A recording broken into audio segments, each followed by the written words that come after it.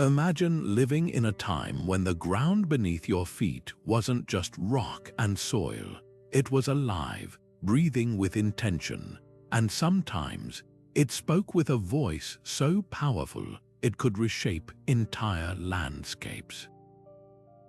For ancient civilizations, an earthquake wasn't merely a natural disaster. It was a message from the gods, a sacred ritual written into the very fabric of existence. From the temples of Greece to the pyramids of the Maya, our ancestors didn't just endure these earth-shattering events. They listened, they interpreted, and they built their worlds around them, transforming sheer terror into profound meaning. In this video, we're journeying back to explore how cultures like the Greeks, the Mayans, and the Japanese saw earthquakes not as chaos, but as communication. They believed deities were shaking the earth for a reason, sometimes as punishment, sometimes as guidance, and sometimes as an act of renewal. These interpretations weren't just stories. They shaped everything from towering pagodas designed to sway with the tremors to elaborate ceremonies meant to calm the spirits of the land. It was a beautiful, intricate dance between humanity and the divine, where fear became faith and destruction opened the door to rebirth. What's truly remarkable is how these ancient insights still echo in our lives today. The ways these societies coped, blending spirituality, engineering, and community, offer timeless lessons in resilience and adaptation. As we uncover their stories, you'll see how every tremor carried a narrative, every quake a lesson, and every recovery a testament to human ingenuity. So settle in and open your mind to a world where the Earth's rumble was not an end but a beginning, a conversation between mortals and the divine, waiting for us to listen once more. To truly grasp how ancient societies interpreted earthquakes, we must first step into their worldview, a perspective where the line between the natural and the supernatural was beautifully blurred. For these cultures, the Earth was not a collection of inert matter governed by impersonal physics. It was a living, conscious entity, pulsating with divine energy and intention. Every mountain, river, and forest possessed a spirit, and every natural event, no matter how violent, was a meaningful part of a grand, cosmic conversation. This animistic belief system meant that nothing happened by mere chance. A tremor in the ground was as deliberate and communicative as a spoken word, a gesture from a god, or a sign in the heavens. This concept of a living earth was remarkably universal. In Mesoamerica, the Maya believed the world was sustained by the sacred tree of life, whose roots reached into the underworld and branches supported the heavens. An earthquake might signal the movement of these cosmic layers or the displeasure of a deity like Huracan, the heart of the sky. Across the ocean in ancient Greece, the philosopher Thales proposed that the world floated on water, and that disturbances in this primordial sea caused the land to shake, a theory that, while early scientific thought, still framed the earth as something dynamic and alive. In Japan, the very land was considered the body of a deity, and in the Andes, Pachamama, or Earth Mother, was a cherished being who required respect and offerings. A seismic event in these contexts wasn't an attack from an outside force. It was the planet itself speaking, shifting, or expressing its will. This world, you transformed the experience of a natural disaster entirely. Instead of a random, meaningless tragedy, an earthquake became an event loaded with purpose. It was a moment of divine dialogue. This framing was a powerful psychological and social tool. It allowed a community to process the terror and destruction not as pure chaos, but as part of a recognizable narrative, a story they already knew from their myths and rituals. Perhaps the gods were angry and required appeasement through sacrifice. Perhaps they were sending a warning about societal moral decay, or perhaps the shaking was a necessary, if violent, act of purification, clearing the old to make way for the new, much like a forest fire allows for new growth. This intricate connection between spirituality and survival is what made these interpretations so enduring. They provided a framework for action in the face of the incomprehensible. If an earthquake was a message, then the appropriate response was to listen, interpret, and answer. This led to the development of complex religious ceremonies, the construction of specific types of architecture designed to both withstand and honor these forces, and the empowerment of spiritual leaders, shamans, priests, and oracles, who could translate the earth's rumblings into guidance for the people. The survival of the community depended not just on physical rebuilding, but on spiritual realignment, on restoring harmony between humanity and the powerful, living world they called home. And so, if the earth was alive and communicative, the most immediate and visceral interpretation of its violent shaking was that of anger. For countless ancient societies, an earthquake was not a random tectonic slip. It was a deliberate act of divine punishment, a rebuke from a god or spirit furious at human failings. This view transformed a geological event into a profound moral lesson, a collective call to introspection and reform. Imagine the terror, not just of collapsing buildings, but of the terrifying realization that the gods themselves were displeased with your community. This belief in divine retribution became a powerful social and political tool, reinforcing cultural norms and encouraging strict adherence to religious rituals. In ancient Greece, this concept was personified by Poseidon, one of the most formidable Olympian gods. While known as the ruler of the seas, he also bore the potent epithet Inocython, meaning earth shaker. Myths depict him striking the ground with his trident to unleash devastating quakes, often to express his wrath. For instance, when the Greek hero Odysseus blinded his son, the Cyclops Polyphemus, Poseidon's furious response was to torment the hero with storms, and it was believed, shake the very earth beneath him throughout his long journey home. This wasn't just a story, it was a cosmological explanation that served a practical purpose. The fear of provoking Poseidon encouraged seafaring Greeks to offer him sacrifices before voyages, to build temples in his honor along coastlines areas often prone to seismic activity, and to maintain piety. His potential for earth-shattering anger became a foundational aspect of social order, a divine enforcement mechanism for good behavior. A similar, yet wonderfully unique, interpretation emerged from the islands of Japan, a nation intimately familiar with the Earth's tremors. Here, the cause was not a temperamental god, but a gigantic, supernatural catfish named Namazu. According to the legend, Namazu lived buried in the mud beneath the islands and was held in place by the powerful god Kashima, who used a mighty stone to pin him down. When Kashima's vigilance wavered, perhaps due to distraction or a moment of divine neglect, Namazu would thrash his immense tail, causing violent earthquakes across the land. This myth, which became especially popular during the Edo period, was more than folklore.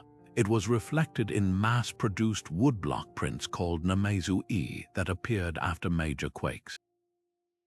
These prints often depicted Namazu being subdued by Kashima or even by common people, symbolizing the restoration of order. The legend provided a tangible, almost manageable cause for disaster. It wasn't the abstract anger of a distant god, but the mischief of a giant creature that could, in theory, be controlled through prayer and the continued favor of Kashima. This interpretation of earthquakes as punishment served a crucial societal function.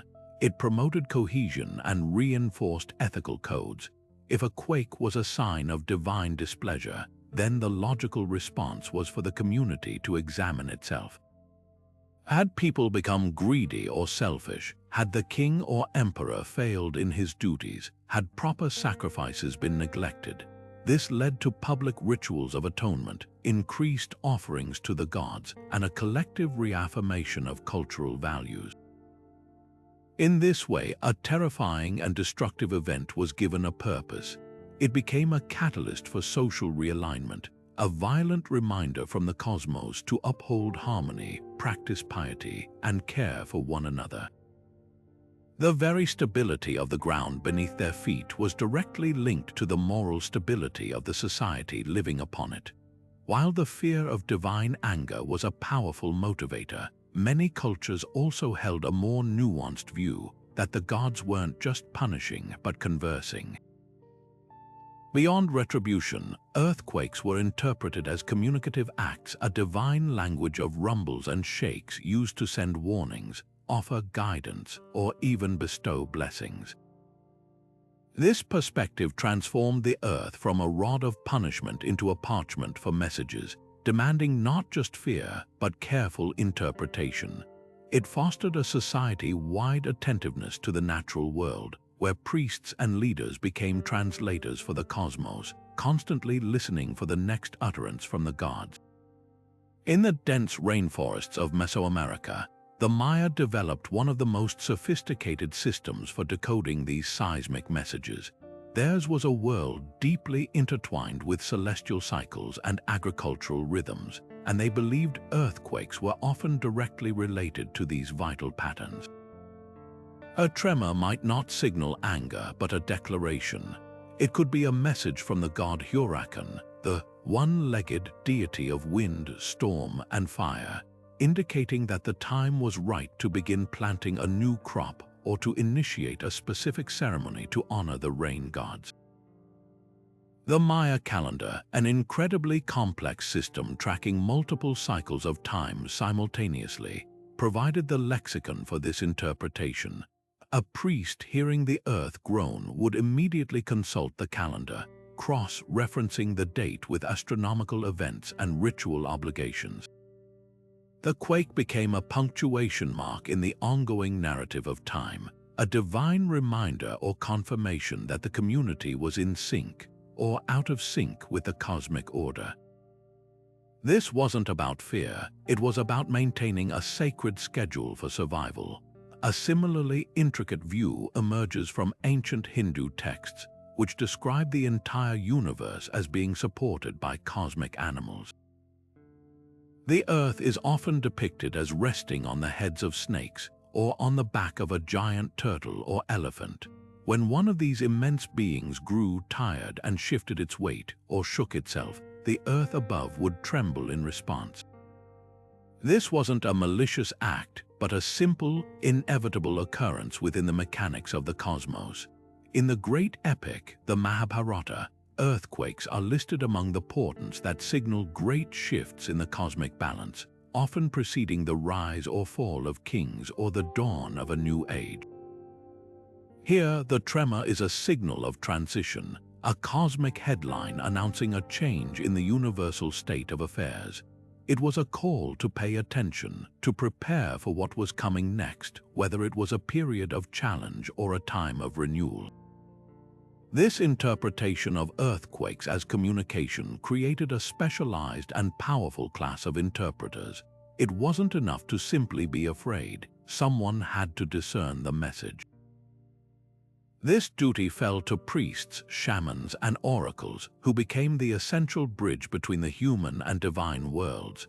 Their role was to calm the people not by dismissing the event, but by explaining it.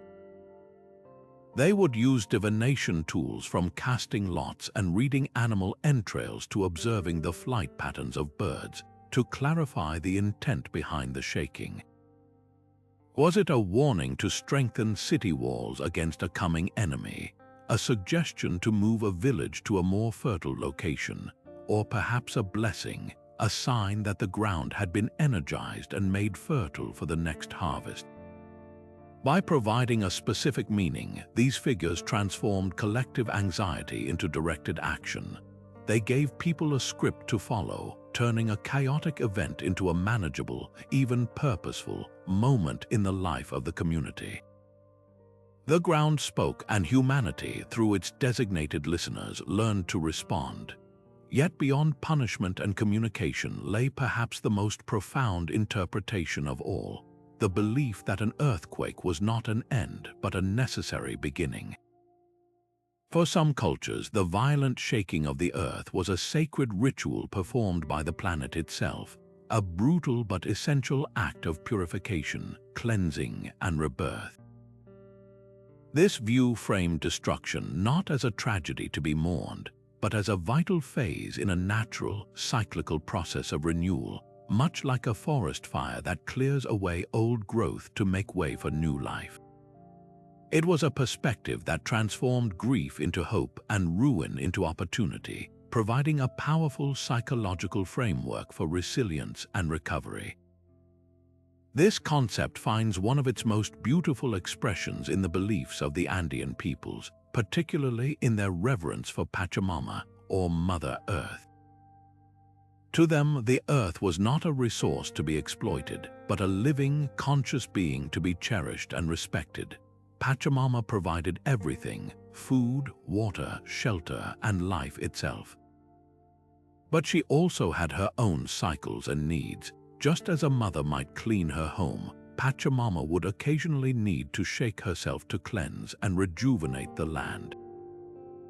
An earthquake, in this context, was seen as Pachamama rearranging her garments, shaking off the old energy to make the soil fertile again, or to correct a spiritual imbalance caused by human activity.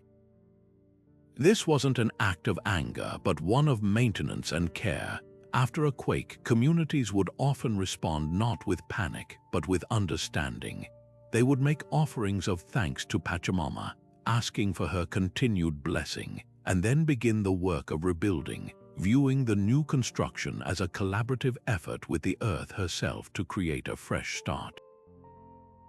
This cyclical view of time and destruction was central to many ancient cosmologies. The idea that the world operated in great cycles of creation, preservation, and dissolution meant that nothing was meant to last forever in its current form. Earthquakes were a tangible, physical manifestation of this cosmic cycle. The Maya, for instance, believed they were living in a world that had been created and destroyed multiple times before. A major seismic event could be interpreted as a small-scale echo of these grand cycles, a reminder that endings are always followed by new beginnings.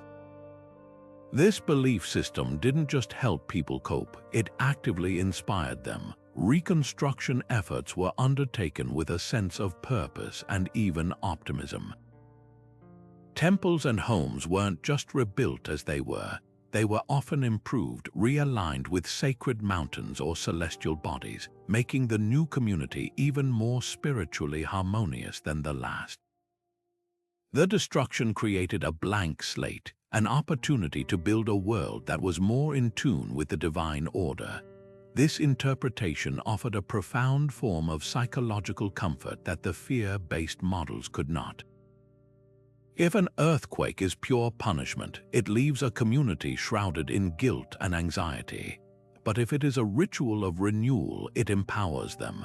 It positions people not as helpless victims of divine wrath, but as active participants in a cosmic process of regeneration. The community becomes a partner with the divine in the ongoing work of creation. This mindset fosters incredible resilience, turning the arduous task of clearing rubble and rebuilding homes into a sacred act. It's a powerful reminder that the stories we tell about disaster, the narratives we construct to make meaning from chaos, are not trivial. They are the very tools that determine whether a society is paralyzed by its trauma or empowered to rise from the ashes, ready to begin anew. This remarkable fusion of spiritual reverence and practical innovation is perhaps nowhere more elegantly displayed than in the ancient world's approach to architecture. For these builders, constructing a temple or a palace was never just about creating a shelter. It was a form of dialogue with the divine forces that could shake the very foundations of their world. Their goal was dual purpose: to create structures that could physically withstand the Earth's tremors while simultaneously honoring the beliefs that gave those tremors meaning. They weren't fighting nature, they were learning to dance with it, and in doing so, they engineered some of the most earthquake-resilient structures in history, long before the science of seismology even existed. Consider the majestic pagodas of Japan, which have stood for centuries in one of the most seismically active regions on the planet. Their secret lies not in rigid resistance, but in brilliant, flexible absorption. Built primarily of wood, these towering structures feature a central pillar, known as a shinbashira, which acts not as a rigid support beam, but almost like a pendulum. It hangs suspended within the frame, not directly attached to the ground or the roof. During an earthquake, the individual floors of the pagoda are designed to sway independently, sliding and shifting against each other. The shinbashira swings in the center, acting as a counterweight that dampens the energy of the tremor, preventing any one part from moving too far and causing a collapse. To the ancient Japanese, this wasn't merely a clever engineering hack. It was a physical manifestation of their philosophy. The pagoda's graceful sway was a bow of respect to the earth's power, a deliberate act of bending so as not to break. It symbolized a deep cultural resilience and a humble deference to the natural forces governed by gods and spirits like Namazu. On the other side of the globe, the Inca stonemasons of the Andes achieved a similar feat of seismic genius, but through a completely different method. Their approach was one of incredible strength and immovable mass, yet with a hidden flexibility. They constructed their walls like those at the famous site of Machu Picchu, using a technique called ashlar masonry. Each stone was painstakingly carved to fit perfectly with its neighbors without any mortar. The blocks are irregular, multi-sided polygons that lock together like an immense, three-dimensional jigsaw puzzle. When an earthquake strikes, the stones in these walls dance. They shift and slide against each other, dissipating the seismic energy throughout the entire structure, and then, almost miraculously, they settle back into their original positions once the shaking stops. This technique creates a building that is both immensely solid and dynamically flexible. For the Inca, this was more than just advanced construction, it was a form of worship. The seamless fit of the stones reflected a worldview that valued harmony and unity. By building in a way that worked with the movements of Pachamama rather than against them, they were demonstrating their reverence. The structures themselves were a permanent offering to the Earth Mother, showing they understood her nature and respected her power. These architectural marvels reveal a profound truth about these ancient societies. They did not see a divide between the practical and the spiritual. A pagoda's flexible joint was both a brilliant shock absorber and a ritual acknowledgement of a god's power. An Inca wall was both an impenetrable fortress and a prayer stone laid for Pachamama. The engineer and the priest were, in many ways, collaborators.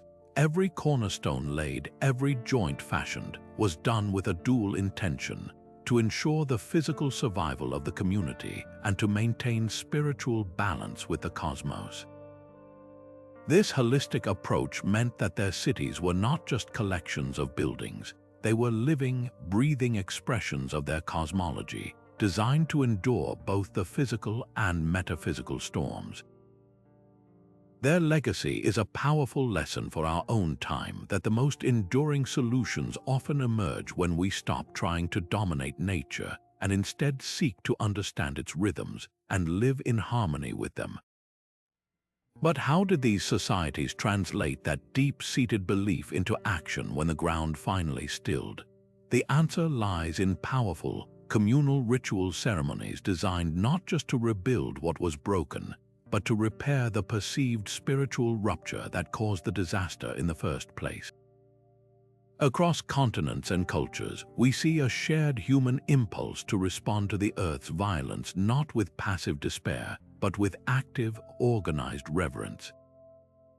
These rituals were a form of cosmic diplomacy, a way for communities to collectively apologize, plead, or give thanks to the forces they believed governed their world, transforming paralyzing fear into a purposeful and unifying practice. In ancient China, where the emperor himself was considered the son of heaven, the responsibility for maintaining harmony between the celestial and earthly realms fell directly on his shoulders. A major earthquake was interpreted as a grave sign that this harmony had been disrupted, indicating the emperor might have lost the mandate of heaven through some personal failing or poor governance. The imperial response was not merely political, it was profoundly ritualistic. The emperor would perform a ceremony known as the Fengshan sacrifice, often journeying to a sacred mountain like Mount Tai. There, in elaborate isolation, he would confess his faults to heaven, report on his governance, and make lavish offerings to atone for his errors and those of his people. This was a public spectacle of humility and correction, designed to formally apologize to the cosmos and ceremonially restore the balance that the earthquake had so violently shattered. It reinforced the social order by placing the blame and the solution at the highest level, allowing the common people to feel that a definitive, authoritative action was being taken to ensure their safety. Meanwhile, across the Pacific, many Native American tribes developed ritual responses that were deeply embedded in their daily relationship with the land. For the Yurok people of Northern California, a region crisscrossed by fault lines, earthquakes were seen as the movements of the great world below, a powerful subterranean spirit. Their response was to perform the jumping dance, a solemn and beautiful ceremony intended to fix the earth. Participants, adorned in elaborate regalia made of woodpecker scalps and obsidian blades, would dance in a slow, heavy rhythm, literally jumping in place to the beat of clappersticks. The intention was to use their collective weight and rhythmic motion to steady the trembling earth, to literally press it back into firmness and calm the restless spirit below. This was accompanied by the recitation of specific prayers and the offering of prized possessions like dentalium shells, thrown into rivers as gifts to the spiritual forces. This ritual provided a direct, tangible way for every member of the community to participate in the healing process, reinforcing their connection to each other and to the animate world they inhabited. The psychological and social benefits of these rituals cannot be overstated. In the face of an event that demonstrated humanity's ultimate lack of control, these ceremonies gave people a script to follow and a sense of agency. They provided a structured outlet for collective grief, terror, and confusion, channeling those raw emotions into focused, meaningful action. By dancing together, praying together, or watching their leader perform acts of atonement, a community could process the trauma as one. This shared experience strengthened social bonds, reaffirmed cultural identity, and fostered a powerful sense of resilience. The ritual became a tangible expression of the hope that their actions mattered, that through reverence, respect, and correct practice, they could indeed influence the seemingly uncontrollable forces of nature and persuade the earth to be still once more. To truly understand how a society could live in conversation with the earth's tremors, we need to travel to the sun-drenched coastlines and rugged islands of ancient Greece, where the roar of the sea and the rumble of the ground were both attributed to one formidable deity, Poseidon. Far more than just the god of the ocean, Poseidon held the awesome and terrifying title of Inosetchthon, the earth shaker. This name was not merely poetic, it was a direct and literal description of his power. The Greeks, living in a region crisscrossed by active fault lines, experienced earthquakes not as abstract geological events, but as the deliberate, physical actions of a temperamental and powerful god. When the ground split open and buildings crumbled, it was because Poseidon was driving his mighty bronze trident into the earth, or striking the ground with his foot in a fit of divine pique. This belief wasn't a minor footnote in their religion.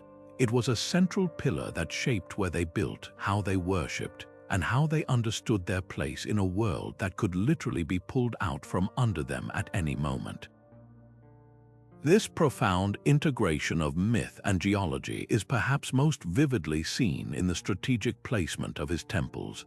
Unlike temples to other gods, which might be situated on the highest acropolis for visibility or in the heart of the city for convenience, major sanctuaries dedicated to Poseidon were very often built in locations we now know are seismically active.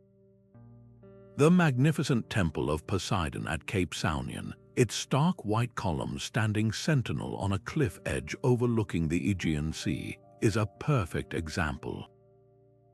This dramatic placement wasn't just for the breathtaking view, it was a form of divine appeasement. By building his house directly on a site they believed was a source of his power, the Greeks were essentially paying their respects right at the doorstep of the danger. It was a way of honoring the earth shaker and, they hoped, persuading him to be gentle. Other significant cult centers for Poseidon were established in regions like the Peloponnese and the island of Euboea, areas notorious for their seismic activity. This wasn't a coincidence, it was a deliberate strategy of engaging directly with the force they feared most, turning potential ground zeros of destruction into sacred spaces of negotiation and control. The rituals performed at these temples were designed for one primary purpose: to manage the unpredictable mood of the earth shaker. The primary offering to Poseidon was the horse, a powerful and valuable animal strongly associated with him, and the sacrifice was often conducted with a specific plea for stability. But the worship went far beyond grand public ceremonies. In the daily life of an ancient Greek, particularly those living in coastal towns, small acts of reverence were a constant feature. Before embarking on a sea voyage, a fisherman would pour a libation of wine into the waves for Poseidon. After even a minor tremor, a family might leave a small offering of food at a local shrine or whisper a prayer for mercy. This created a culture of continuous, low-level propitiation, a societal effort to stay on the good side of a deity whose anger was both immediate and catastrophic. The psychological effect was profound. It transformed the passive, terrifying experience of waiting for the next quake into an active process. People weren't just helpless victims, they were participants in an ongoing diplomatic relationship with the power that moved the earth. By performing the correct rituals, they felt they had some agency, some influence over the uncontrollable. The story of Poseidon as the earth shaker also served a crucial social and political function. Major earthquakes were often interpreted not just as random acts of godly anger, but as targeted divine commentary on human affairs. If a city-state suffered a devastating quake, its rivals might see it as a sign that Poseidon had withdrawn his favor, perhaps because of the city's arrogance or its leaders' impiety. This belief reinforced the importance of piety and civic virtue, as the stability of the very earth was seen as contingent upon the moral and religious conduct of the people living on it. The cult of Poseidon, therefore, was more than a set of superstitions. It was a comprehensive system for explaining the unexplainable, for managing existential fear, and for enforcing social order. It provided a narrative that made the terrifying predictable, a way to codify chaos into a language of divine interaction that every Greek could understand and respond to, ensuring that even in their most vulnerable moments, they were never without a protocol for response and a hope for restoration. For the Maya civilization, time itself was a sacred, living force, meticulously charted across multiple, interlocking calendars that governed every aspect of existence. In this intricate cosmology, nothing happened by accident, not even the terrifying shudder of the Earth. An earthquake was not a random disaster. It was a significant omen, a deliberate punctuation mark in the grand narrative of time, directly linked to the movements of deities and the turning of cosmic cycles. The Maya saw the universe as a delicate balance of energies, and a seismic event was a powerful indicator that this balance had shifted, demanding immediate interpretation and response from those who could read the signs. This duty fell to the priestly class, the Aj-Kuwijab, or keepers of the days. These highly trained individuals were the astronomers, mathematicians, and spiritual intermediaries of their society. When the earth trembled, they would not panic. Instead, they would immediately consult their sacred calendars, primarily the 260-day Tzolk'in and the 365-day Hab. They were looking for synchronicity. Did the quake occur on a day ruled by a particular god known for his temper, like the powerful death god Kimi? Or did it coincide with a significant shift in the long count calendar, perhaps marking the end of a Kayatan, a period of roughly 20 years? The specific date of the tremor held the key to its meaning. A quake on a day associated with the rain god Chok might be interpreted as a warning of coming floods or a signal to begin specific agricultural rituals to ensure a good harvest. Another, on a day linked to the underworld, might signal a need for community purification or sacrifices to appease the lords of Xibalba. This system of interpretation embedded earthquakes directly into the ritual fabric of daily life, transforming a potential crisis into a catalyst for organized, meaningful action. If the priests determined the tremor was a signal to plant, the entire community would mobilize for that purpose, confident they were acting in harmony with the cosmos. If it was read as a call for a ceremony, elaborate preparations would begin immediately. This process provided an incredible sense of control and order in a world full of environmental uncertainties. Rather than feeling helpless before a capricious nature, the Maya believed they had a manual, their calendars, for understanding and responding to its messages. This wasn't about preventing every disaster. It was about knowing how to behave within the disaster's narrative, ensuring that every human action, from farming to worshipping, remained aligned with the divine will. The profound connection between seismic activity and the Maya world is perhaps best illustrated by their very architecture. Major ceremonial centers and pyramids were not just randomly placed. They were often meticulously aligned with celestial events and, fascinatingly, with geological features like caves and sinkholes known as cenotes, which were considered sacred portals to the underworld. These areas are also frequently located near active fault lines. This suggests the Maya may have intentionally built their most important spiritual sites in these seismically active zones to be closer to the powerful energies they believed resided there. The quakes themselves were not an inconvenience to be avoided, but a vital part of the sacred geography, a physical manifestation of the communication between the world of the living, the heavens, and the underworld. The shaking of the temple was not a sign of its impending doom, but a sign of its potency, a direct experience of the living earth confirming the priest's interpretations and reinforcing the entire cosmological system that held their world together. While the Greeks personified the earth's fury in a mighty god, Japanese mythology offered a more tangible and in some ways more manageable explanation for the nation's frequent tremors. Deep beneath the islands, buried in the mud, lay a colossal, supernatural catfish known as Namesu.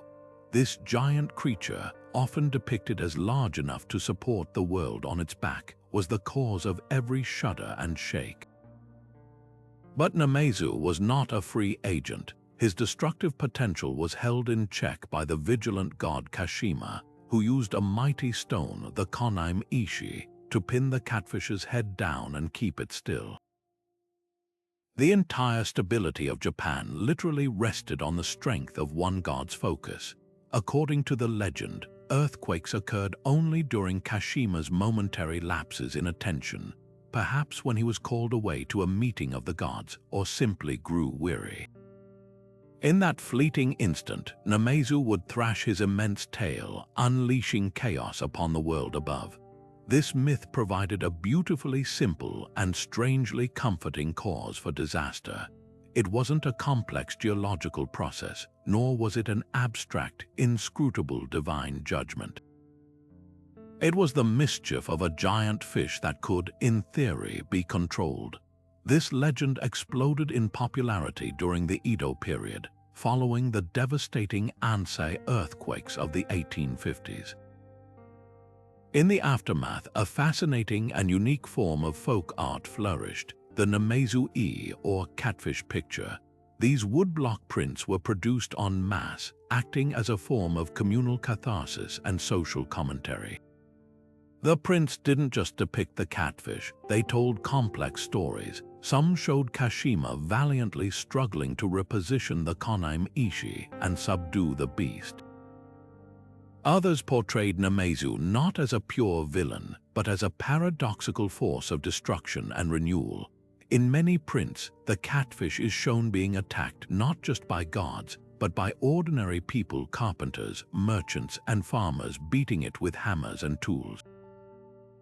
This reflected a public sentiment that saw the quake as a great leveler. While it destroyed the properties of the wealthy, it created immense demand and profit for builders and tradesmen, effectively redistributing wealth in a society with very rigid class structures.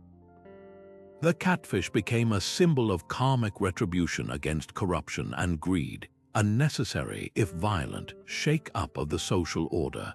Beyond art, the Namesu myth inspired a rich array of rituals and protective charms aimed at preventing the next disaster. Small amulets and carvings of the catfish were sold at shrines, particularly those dedicated to Kashima. People would purchase these charms to keep in their homes or wear on their person, believing they could help soothe the restless creature or bolster Kashima's restraining power. Prayers and small offerings were made to both Kashima for continued vigilance and, paradoxically, to Namesu himself in an attempt to appease him and ask for mercy. This practice of directly appealing to the source of the danger is a hallmark of Japanese folk religion. It transformed the relationship with the earthquake from one of pure victimhood to one of negotiation. The community wasn't just waiting passively for the next quake. They were engaged in a continuous, low-level ritual campaign to maintain balance and keep the catfish asleep. The enduring power of the Namesu legend lies in its perfect encapsulation of a cultural worldview. It combines a deep respect for nature's immense power with a characteristically pragmatic and creative approach to coping with it. The story is not about defeating the catfish. That is understood to be impossible. It is about restraint, vigilance, and coexistence. It acknowledges that disaster is an ever-present possibility, a natural part of the world's order that requires constant management rather than final victory. This myth, supported by art and ritual, provided a shared narrative that allowed an entire nation to process the trauma of frequent earthquakes. It gave the invisible, terrifying force a name, a face, and even a personality, making it something that could be discussed, depicted, and in a spiritual sense dealt with. The giant catfish in the mud became a folkloric anchor, helping to steady the nerves of a people living on some of the most unstable ground on Earth. When the ground spoke in its terrifying, rumbling language, it fell to a special class of individuals to translate: the priests, the shamans, the seers. These were not just religious figures, they were the ancient world's crisis managers, seismologists, and therapists all rolled into one. In the chaotic aftermath of a quake, while others felt only fear and confusion, these interpreters possessed the cultural knowledge and spiritual authority to provide something priceless: meaning. They were the essential bridge between a panicked populace and the inscrutable will of the gods, and their ability to read the earth's messages was what often held a society together. Their toolbox for divination was as diverse as the cultures they served. In ancient Mesopotamia, a priest might examine the entrails of a sacrificed sheep, searching for marks and imperfections that could reveal the specific reason for a god's displeasure signaled by the quake.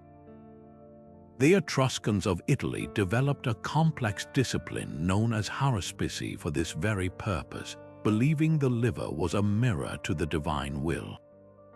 Elsewhere, oracles like the famous Pythia at Delphi in Greece would enter a trance-like state, breathing in vapors rising from a fissure in the earth, a direct geological connection to the underworld, to deliver the gods' cryptic explanations and prescribed actions.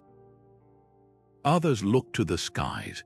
Babylonian astrologers meticulously correlated seismic events with planetary alignments, believing an earthquake occurring under a certain zodiac sign held a different meaning than one under another. Every natural sign, from the flight patterns of birds to the vivid imagery of dreams, was a potential piece of the puzzle, and these specialists were trained from a young age to assemble it. The guidance they offered was intensely practical. An interpretation wasn't considered successful unless it led to a clear course of action for the community. If the shaman determined the quake was a warning of an impending invasion, the king would mobilize his army and strengthen the city walls. If the priests declared it a sign that the harvest rituals had been performed incorrectly, the entire community would come together to reenact them with heightened fervor and greater offerings. In the case of the Maya calendar keepers, a tremor might signal that it was an auspicious time to plant a certain crop or to embark on a trading expedition. By providing these specific, actionable prescriptions, the seers transformed paralyzing ambiguity into directed purpose. People moved from asking, "Why did this happen to us?" to "What do we do now?" This shift was crucial for recovery, both practical and psychological. Their role, however, extended far beyond mere prediction or prescription. These figures were the ultimate stabilizers of the social order. In a time before modern science, a catastrophic event like an earthquake had the potential to shatter a community's faith in its leaders, its gods, and its very way of life. The interpreter's pronouncement served to reinforce all three. By framing the disaster within the existing religious and cosmological framework, they reaffirmed the power of the gods and the validity of the cultural stories everyone lived by. Furthermore, they often absolved the common people of direct blame, frequently placing the responsibility for atonement on the ruler or the priestly class itself, which helped maintain social cohesion among the general populace. Their authority provided a narrative of continuity and control in the face of chaos, ensuring that a physical rupture in the earth did not become a fatal rupture in the fabric of society itself. They were the stewards of collective meaning, and in times of crisis, that was perhaps the most vital resource of all. But how can we be so sure about what ancient people believed? We have their stories and myths, of course, but the most compelling evidence comes not from dusty scrolls alone, but from the very ground beneath our feet. Modern archaeology provides the tangible, physical proof that allows us to reconstruct these ancient worldviews with astonishing clarity. It's one thing to read a legend about an earth-shaking god. It's another to hold an artifact that was used to appease that very deity in the aftermath of a real quake. Through meticulous excavation and analysis, archaeologists have uncovered a silent testimony written in cracked stone, sacred offerings, and deliberate architectural choices, offering us a direct window into how our ancestors interpreted the terrifying power of the earth. Consider the fascinating discoveries on the island of Crete, the heart of the Minoan civilization. At the Palace of Knossos, archaeologists have uncovered altars that show clear evidence of being shattered by seismic force and then meticulously repaired. This isn't just damage from a collapse. The repairs are careful, reverent, and ritualistic. It suggests that the Minoans didn't see a cracked altar as simple debris to be cleared away. Instead, they viewed it as a sacred object that had directly absorbed the blow of a divine event. By repairing it with care, they were performing an act of healing, not just for the stone, but for their spiritual connection to the world. They were putting the pieces of their relationship with the gods back together, literally and symbolically, turning the site of destruction into a renewed place of worship. Across the Atlantic, the ancient Maya left us an even more explicit record, carved in stone for eternity. Their intricate hieroglyphic writing system provides direct descriptions of seismic events, but they are never framed as mere natural disasters. A surviving glyph from the site of Quirigua, for instance, records a powerful earthquake that struck in the year 738 CE. But the text doesn't just describe the shaking, it interprets it, directly linking the event to the actions of a specific Mayan god and connecting it to the ascension of a new ruler. For the Maya, the earthquake was a political and spiritual omen, a divine signal of a shift in power that was then permanently etched into their history. This is a first-hand account written by the people who experienced it, telling us exactly what they believed the tremor meant. Beyond specific artifacts and texts, the very layout of ancient cities often serves as a powerful archaeological clue. The strategic placement of temples dedicated to gods like Poseidon directly on fault lines, as we see in Greece, is not a coincidence waiting to be discovered by modern geology. It is a deliberate choice that confirms the ancient belief system.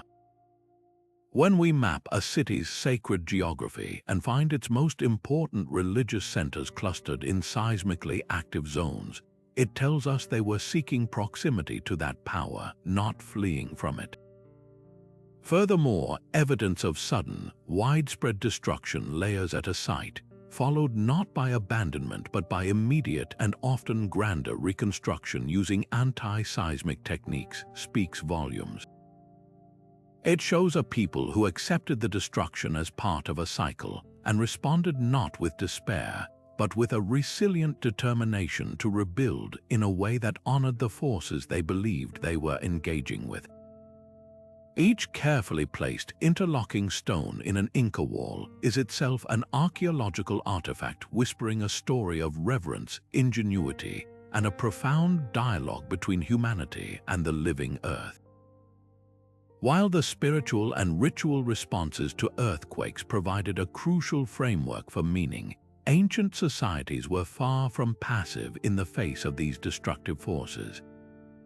Their profound respect for the Earth's power was matched by an equally profound ingenuity, leading them to develop some of the most sophisticated and effective anti-seismic construction techniques the world had ever seen. This was not a matter of primitive guesswork. It was the result of centuries of careful observation, experimentation, and a deep, intuitive understanding of how structures interact with dynamic forces. These ancient engineers discovered that the key to survival wasn't brute strength, but intelligent flexibility, a principle that modern seismology has only recently confirmed with advanced computer modeling. The genius of these methods is beautifully illustrated in the iconic architecture of ancient Greece. At first glance, a Greek temple appears to be the very picture of rigid, immovable stability, with its massive stone columns and heavy entablature. But look closer and you'll find a masterclass in seismic design. The columns themselves are not straight cylinders. They employ a subtle curve called intosses, a slight swelling that makes them stronger and more resistant to shear forces. More importantly, the columns often taper slightly towards the top, reducing their mass where the leverage of a tremor would be most destructive. But the real secret lies in the connections. The individual drums that make up each column were not mortared together. Instead, they were precisely carved and then connected with a central wooden peg or bronze dowel set in lead-lined holes. This created a joint that was firm yet had a tiny amount of give. During an earthquake, the entire column would sway as a unified but flexible unit, with the wooden peg acting as a shock absorber, allowing the structure to dance with the tremor rather than fight it and shatter. This principle of flexibility was embraced and evolved by the Romans, who took engineering to an unprecedented scale.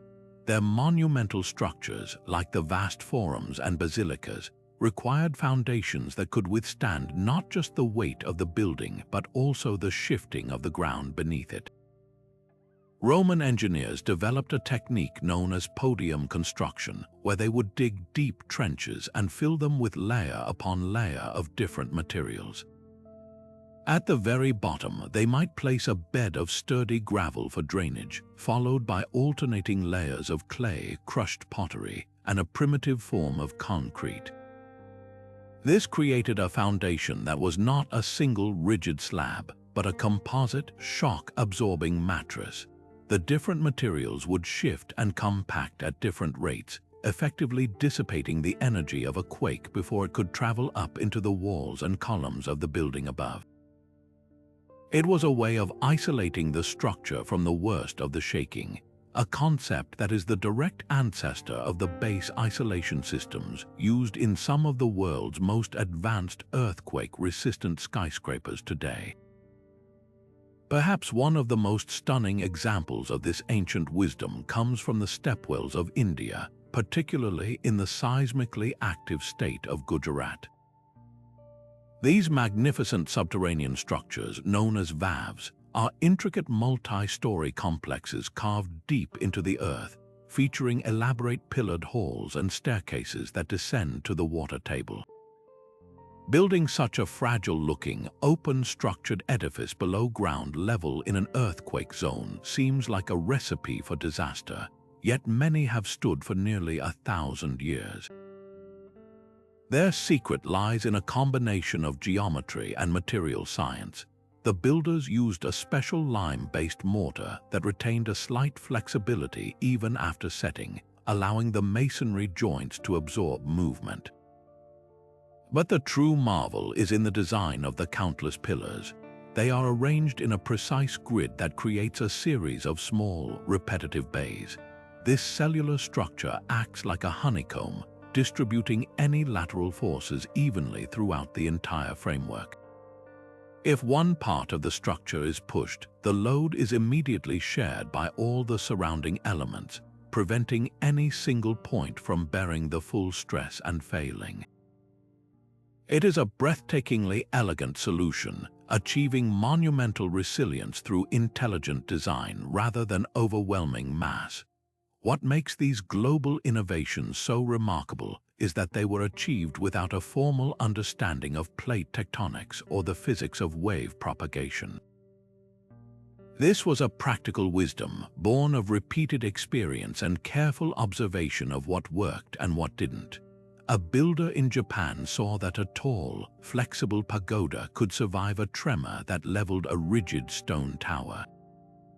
A Roman engineer noted that buildings on certain types of soil fared better than others and devised a way to replicate that soil's behavior artificially. This was science in its most elemental form: empirical, iterative, and brilliantly effective. These techniques reveal a holistic world view where the practical and the spiritual were not opposites but partners. The same culture that offered prayers to Poseidon also carved the wooden joints that would allow his temple to withstand his rage. They were not choosing between faith and engineering. They were using both in a powerful synergy to build a world that could endure both the physical and metaphysical storms. Their legacy is a testament to human resilience, proving that the most enduring structures are those designed not to resist nature's power, but to move in harmony with it. The echoes of these ancient beliefs are far from silent relics. they resonate powerfully in the way modern societies, especially those in seismic hotspots, prepare for and process disaster today. This isn't just about historical curiosity. It's about recognizing that the most effective resilience strategies are those that weave together cutting-edge science with deep-seated cultural narratives. The ancient understanding that survival is both a practical and a profoundly human, psychological endeavor has left an indelible mark on everything from national building codes to community-led recovery efforts, proving that we still turn to meaning to navigate mechanics. Nowhere is this legacy more vivid than in Japan, where the ancient reverence for natural forces seamlessly integrates with state-of-the-art technology. The legend of Namesu, the giant catfish, may no longer be a literal belief, but its cultural DNA is everywhere. Every year on September 1st, Japan observes Disaster Prevention Day, a national event that commemorates the 1923 Great Kanto earthquake. This is not merely a somber day of remembrance, it is a massive, nationwide ritual of preparedness. Schools and offices conduct synchronized earthquake drills, communities practice evacuation routes, and households are encouraged to check their emergency kits. This annual exercise functions much like the ancient ceremonies to appease Kashima. It is a collective, ritualistic act of vigilance aimed at reinforcing social cohesion and ensuring everyone knows their role when the earth shakes. It transforms abstract anxiety into practiced, purposeful action, mirroring the way ancient rituals turned fear into focused reverence. Furthermore, you can still find Namazu-inspired charms and mascots used in public safety campaigns, a charming and effective way of leveraging a deep cultural story to make modern disaster education more relatable and memorable. This fusion of old and new extends dramatically into the very skyline of modern seismic zones. The principle of flexible absorption, so brilliantly mastered by the builders of Japanese pagodas and Inca walls, is now the bedrock of modern earthquake engineering, albeit with advanced materials. Today's skyscrapers in cities like Los Angeles, Tokyo, and Istanbul are equipped with base isolators, enormous rubber and steel bearings that separate the building's foundation from the shaking ground, and tuned mass dampers, which are essentially high-tech versions of a pagoda's central pillar, using massive pendulums to counteract a building's sway. But the ancient insight goes deeper than just the physics. There is a growing movement in architecture known as cultural resilience, where engineers and designers consciously incorporate local materials, traditional aesthetics, and even spiritual principles into new structures. This approach acknowledges that a building is not just a physical shelter but a part of a community's identity. A hospital or school built with these considerations is not only stronger, but also feels more familiar and comforting to the people who use it, aiding in psychological recovery after a disaster. The goal is no longer just to prevent collapse, but to create environments that help communities remain intact, both physically and spiritually. Perhaps the most profound lesson from the ancients that modern disaster psychology has embraced is the critical need for narrative. After a catastrophic event, the greatest challenge is often not the physical rebuilding, but the emotional and social recovery. Communities can be paralyzed by trauma, grief, and a sense of meaninglessness.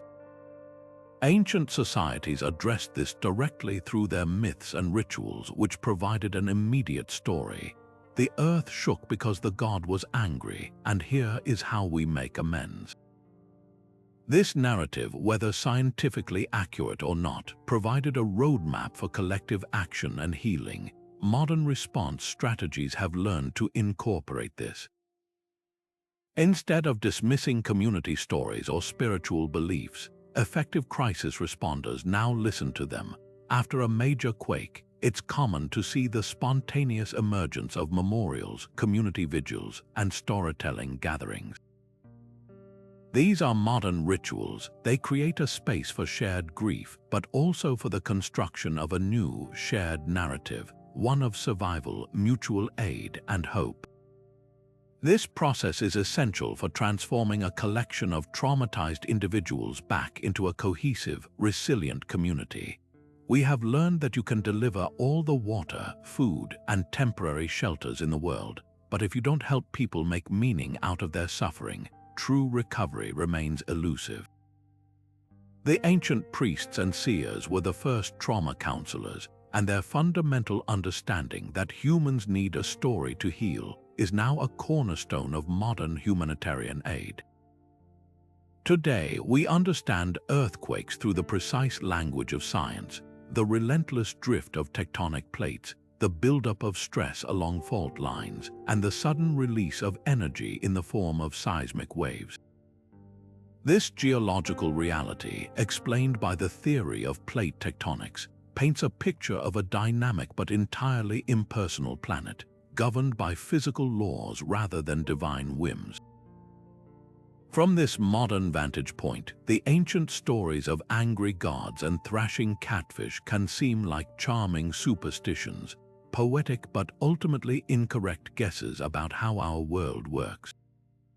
Yet to dismiss them as mere primitive folly is to miss their profound purpose and power. These mythological frameworks were never intended to be scientific textbooks. They were the essential operating systems for the human experience of disaster, providing meaning, order, and a path forward in the face of terrifying chaos.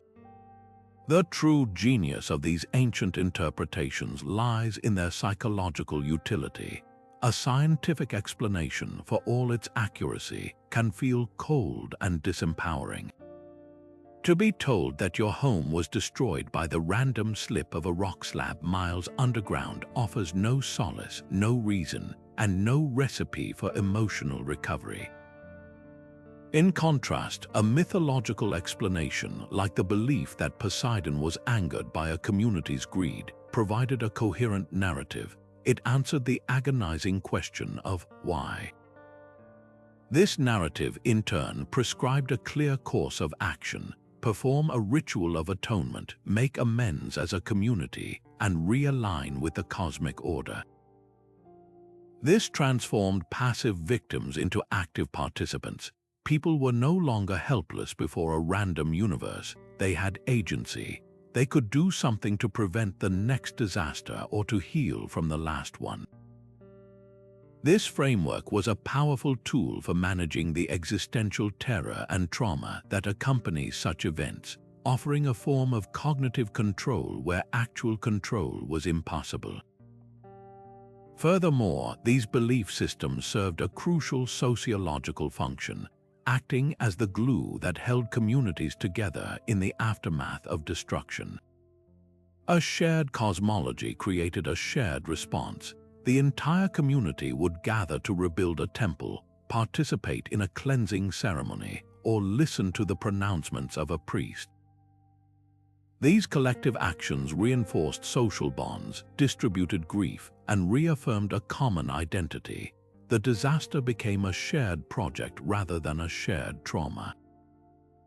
This stands in stark contrast to the potential for social fragmentation in the wake of a modern disaster, where the lack of a unifying narrative can lead to alienation, blame, and a breakdown of community trust. The ancient myths provided a pre-packaged recovery plan that was spiritual, social, and practical all at once. This is not to say we should abandon science for symbolism.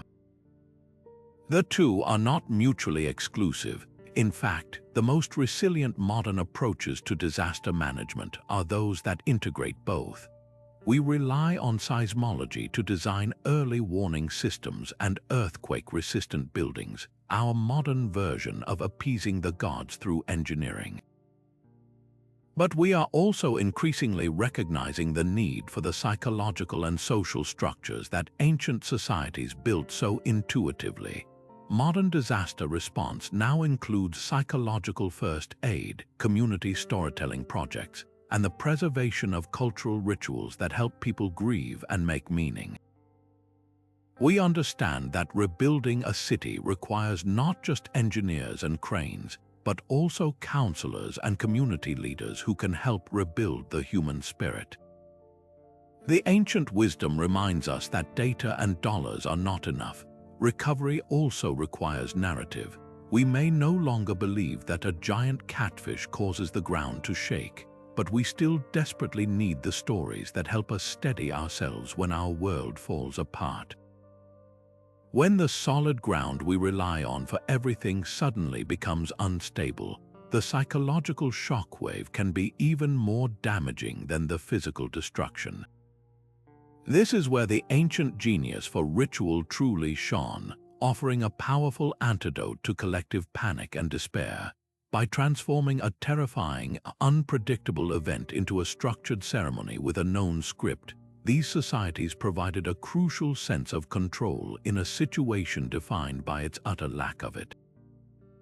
Imagine the difference between a crowd of individuals each lost in their own private terror, and that same crowd united in a shared, purposeful action, chanting a specific prayer, moving in a synchronized dance, or contributing to a communal offering.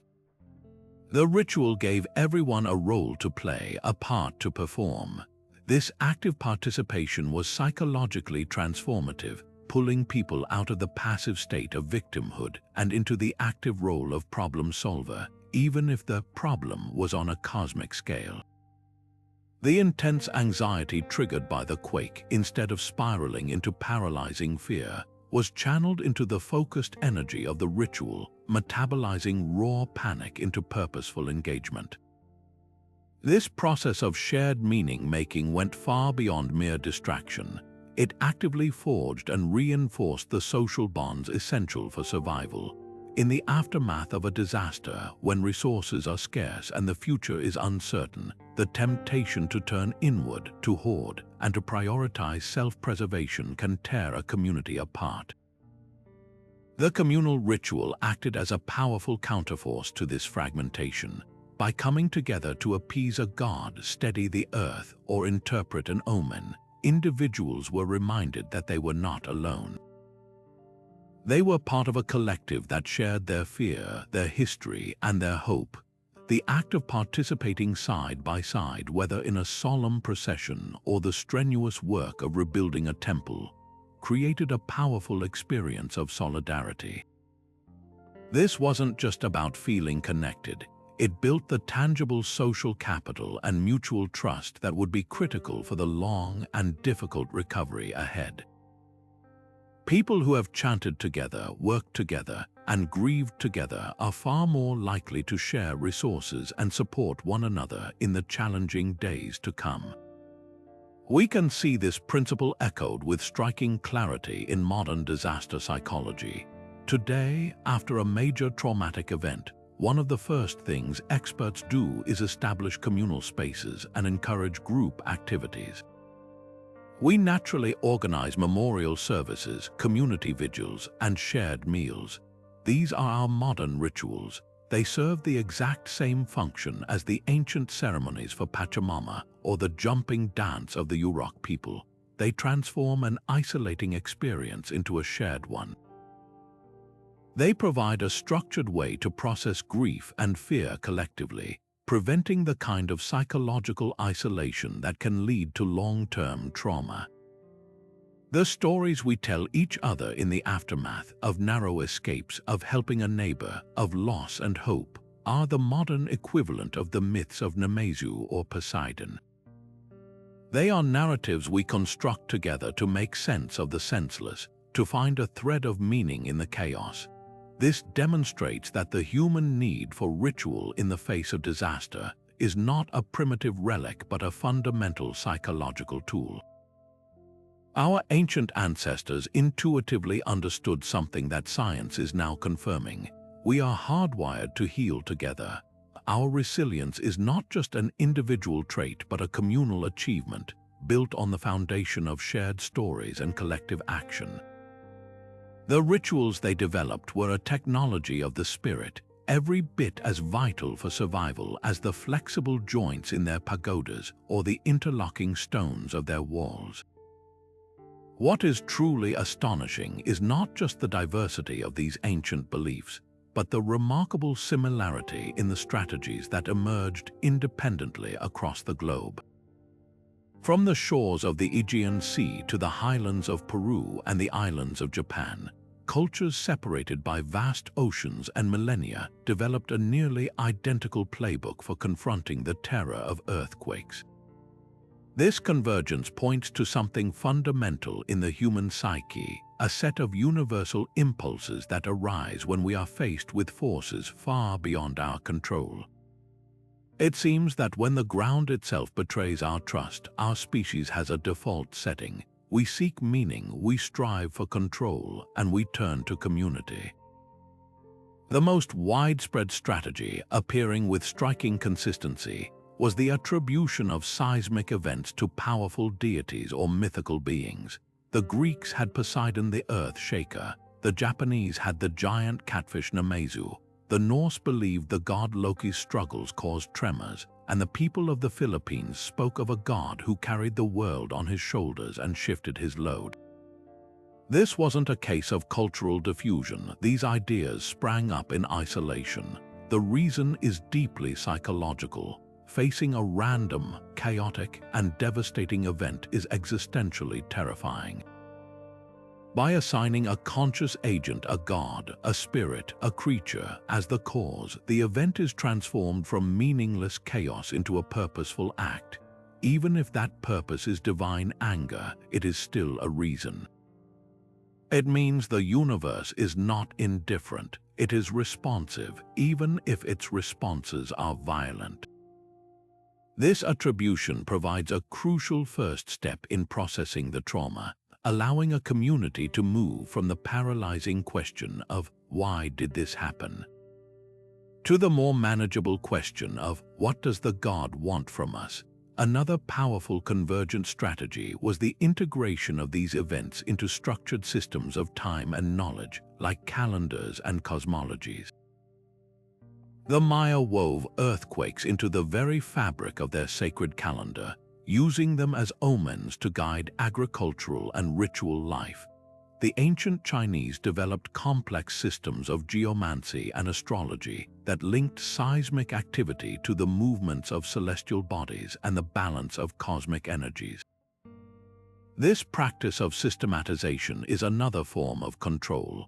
If you can predict, or at least explain, an event within a known framework, you remove some of its terrifying unpredictability.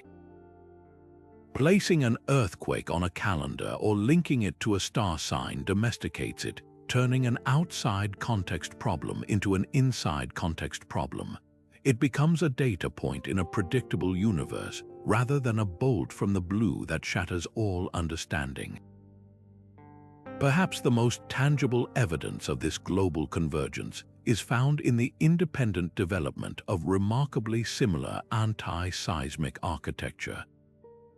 The flexible wooden joints of Japanese pagodas, the interlocking ashlar masonry of the Inca, the tapered columns of ancient Greece, and the shock-absorbing foundations of Roman forums all represent different solutions to the same physical problem, achieved without any shared engineering textbooks.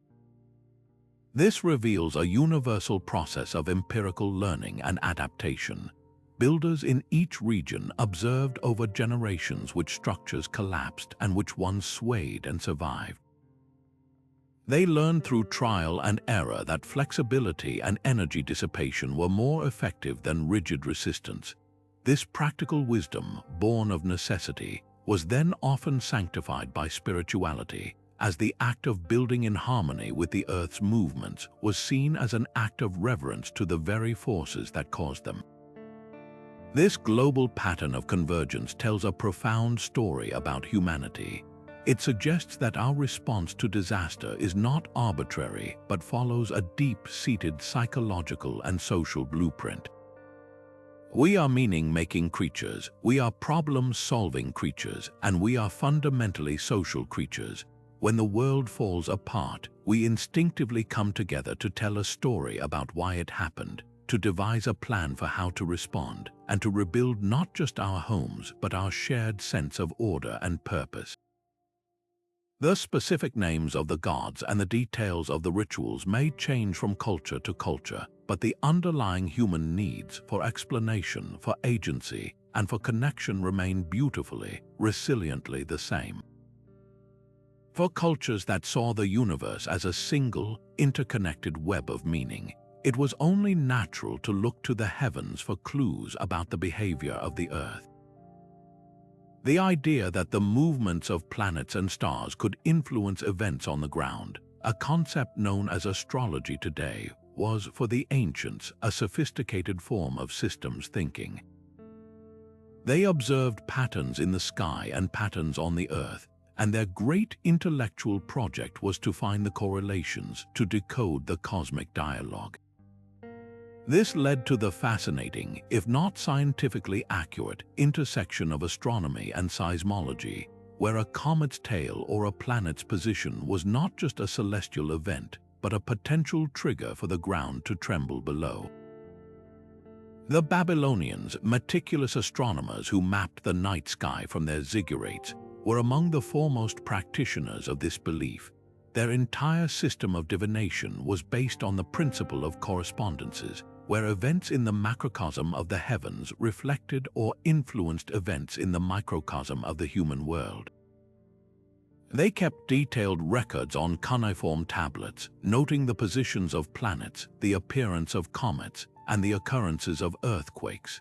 A particularly striking omen text might read that if the planet Nergal, associated with war and the underworld, entered a certain constellation, then the king should beware of both rebellion and a shaking of the earth. For them, a seismic event was rarely an isolated incident. It was part of a larger celestial package, a symptom of a shift in the cosmic balance that was also being announced by the stars. This wasn't mere superstition. It was an attempt to create a predictive model of the world, to find order in the chaos by linking the most powerful forces they knew, the sky and the earth, into a single, comprehensible system. Similarly, the Maya, with their incredibly precise calendar systems and astronomical observations, wove seismic activity into their understanding of cosmic cycles. Their priests, who were both astronomers and timekeepers, believed that the energy of certain astronomical events could resonate through the layers of the cosmos, manifesting as physical disruptions on the Earth's surface.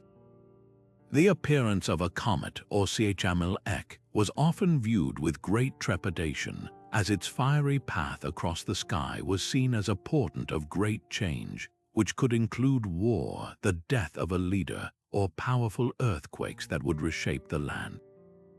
A planetary alignment, especially one that marked the end of a major cycle in their long count calendar, was another moment of heightened expectation. The immense gravitational and spiritual forces at play during such a rare celestial convergence were thought to be capable of unsettling the very foundations of the world, triggering quakes as the cosmos realigned itself into a new age.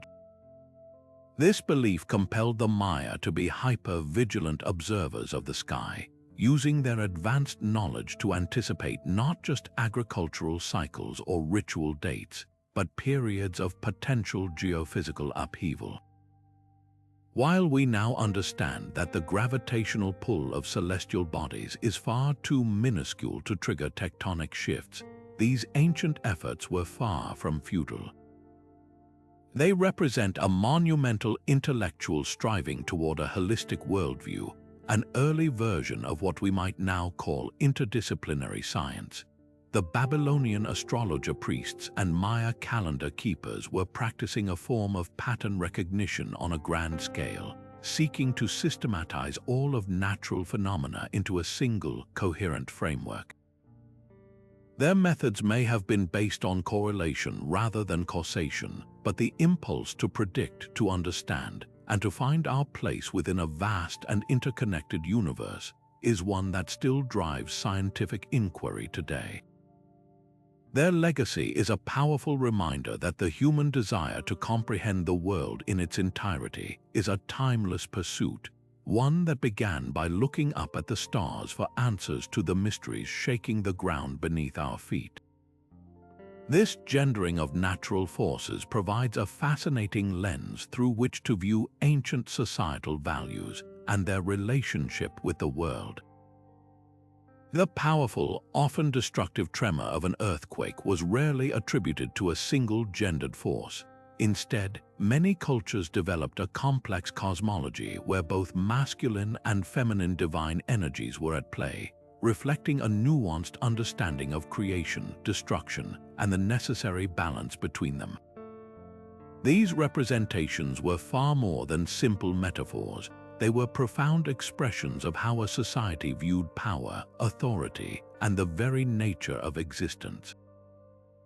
Consider the powerful dichotomy presented by the ancient Greeks and the Incas. In Greece, the earthquake was unequivocally the domain of Poseidon, a quintessentially masculine god.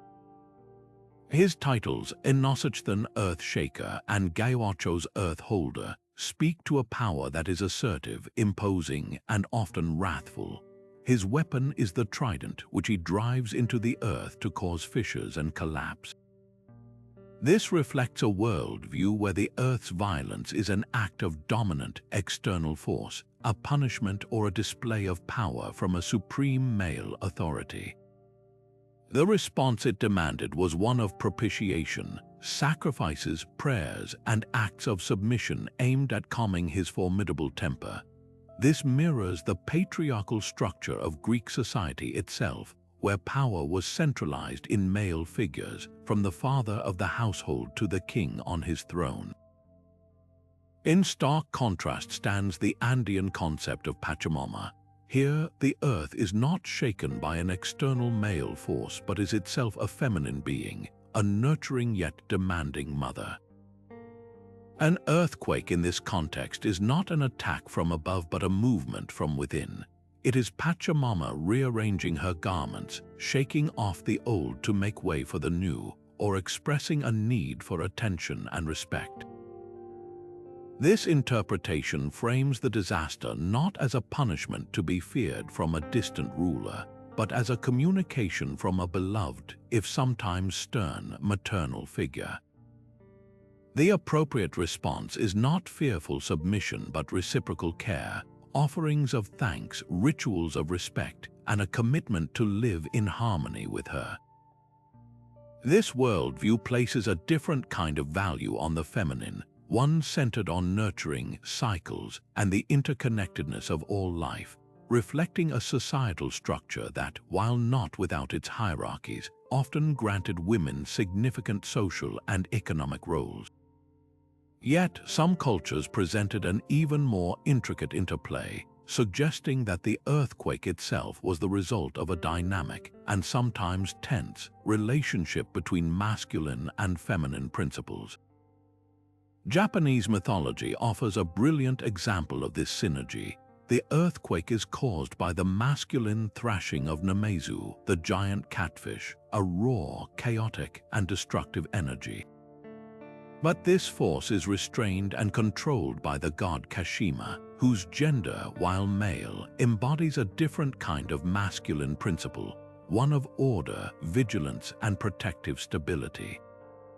Kashima does not destroy the catfish, he contains it. The earthquake occurs not because of Kashima's anger, but because of his momentary lapse in focus. This creates a narrative where disaster stems from an imbalance in these governing forces, a fleeting moment where chaotic energy escapes its ordered confines. It's a sophisticated concept that avoids simple gender binaries, instead presenting a world that requires the constant, careful management of both dynamic and stabilizing energies. These gendered interpretations served as powerful tools for social modeling, a society that saw the world as governed by a wrathful male god like Poseidon might emphasize values of obedience, strength, and hierarchy. Conversely, a culture that revered an earth mother like Pachamama might place greater value on community, reciprocity, and environmental stewardship. The stories they told about why the ground shook were ultimately stories about how they believed their own society should and shouldn't function. They used the drama of the natural world to act out core cultural conflicts and ideals, teaching lessons about respect for authority, the importance of balance, and the consequences of neglecting your duties to the community and the cosmos. The trembling earth became a classroom, and the gods, in all their gendered complexity, were the teachers. The profound belief that the earth's tremors were divine messages didn't just live in the realm of myth and ritual. It actively sculpted the very bedrock of ancient economies and social hierarchies. Imagine an entire society reorganizing its wealth, its labor, and its calendar around the anticipation of and response to these powerful events. This was not a peripheral superstition but a central organizing principle that directed the flow of resources and defined the roles people played, creating a unique form of resilience woven directly into the fabric of daily life. One of the most significant economic impacts was the massive allocation of resources toward the construction and maintenance of religious infrastructure.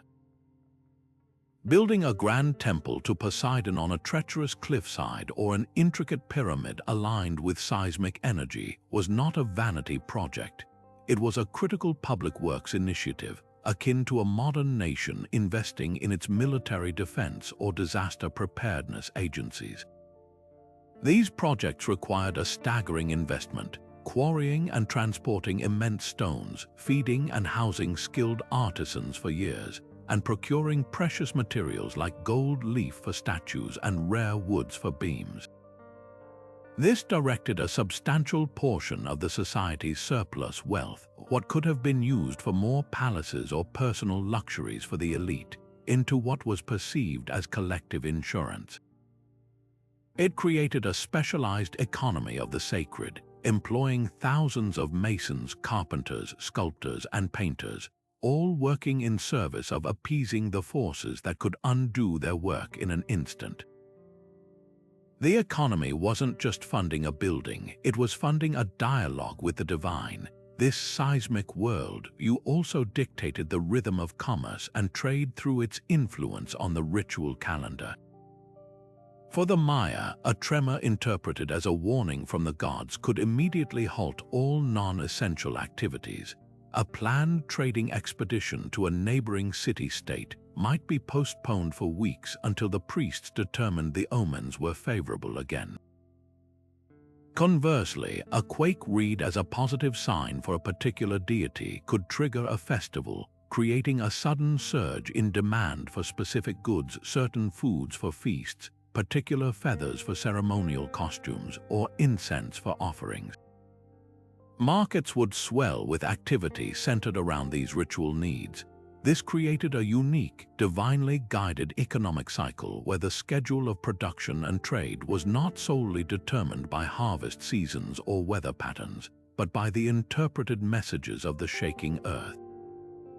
A merchant's success could hinge as much on his understanding of the ritual calendar as on his knowledge of market prices. Perhaps one of the most fascinating social adaptations was the creation of entirely new, specialized professions dedicated to managing the seismic threat. Beyond the high priests, there emerged a class of earthquake interpreters, the ancient world's equivalent of seismologists and risk analysts. In Japan, craftsmen might specialize in carving the Namazu catfish charms, turning a folk belief into a viable trade. In Greece, certain oracles might become particularly renowned for their ability to discern Poseidon's will after a tremor, attracting petitioners from across the region who would bring offerings and payments for their services. These roles granted significant social power and influence to individuals whose expertise lay not in warfare or land ownership, but in the esoteric art of reading natural signs. They became indispensable advisors to rulers, their interpretations guiding state policy, resource allocation, and law. A king might levy a special tax for temple repairs based on a priest's recommendation, or a council might delay a coronation based on an oracle's reading of a recent quake.